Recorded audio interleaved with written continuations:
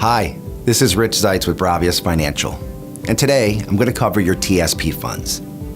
The Thrift Savings Plan, or TSP, is the government's version of a 401k. When it comes to funding your TSP, you have two options as far as contributions go. Traditional, where your money goes in pre-taxed, or Roth, where your money goes in with after-tax dollars. You're able to select one of these options, or you can make contributions into both. First, let's just touch on some basic rules about TSP.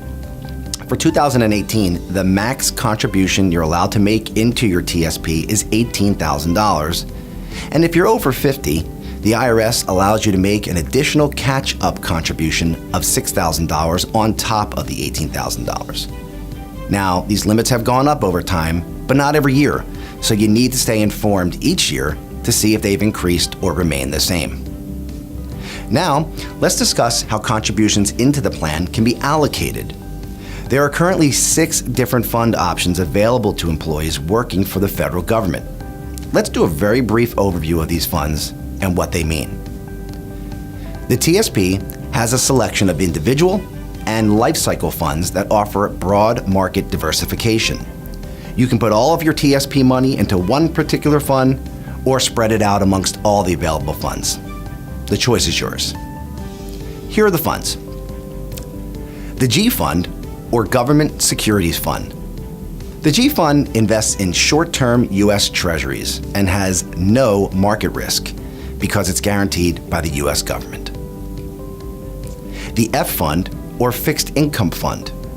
The F Fund is a broad index representing the U.S. bond market. This index includes U.S. government, mortgage-backed, corporate, and foreign government sectors of the U.S. bond market. The C Fund, or Common Stock Fund. The C Fund's investment objective is to match the performance of the S&P 500 or Standard & Poor's 500 index. This is a broad market index made up of stocks of 500 large to medium-sized U.S. companies.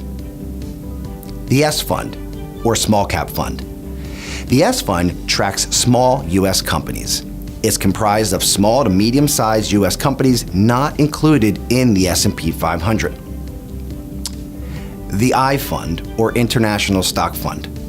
This fund tracks large international stocks from 22 developed countries. And lastly, the Life Cycle Funds.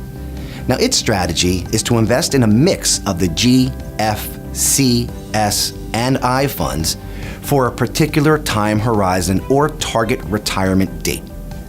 As the target date approaches, the investment mix on each L fund automatically becomes more conservative. So as you can see, there are quite a few options available to you to invest in, each with different objectives and risks. When it comes to deciding how to invest your TSP funds, I think it would be prudent to consider a couple of things. First, what is your time horizon and how far away from retirement are you? This is important and can shape the way you invest your TSP funds.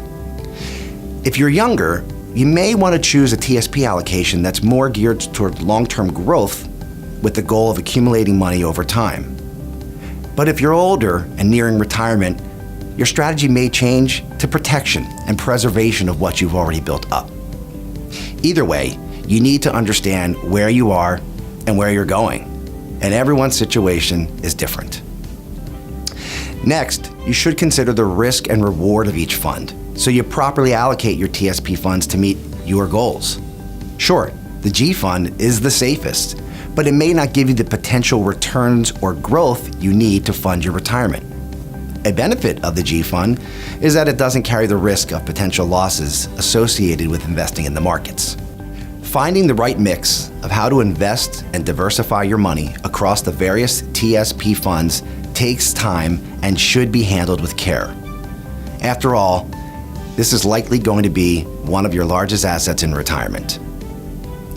If you have questions regarding the appropriate mix of funds that's right for your particular situation, I recommend seeking out a financial advisor who should be able to assist you with how to properly allocate your TSP funds based on your time horizons and risk tolerance.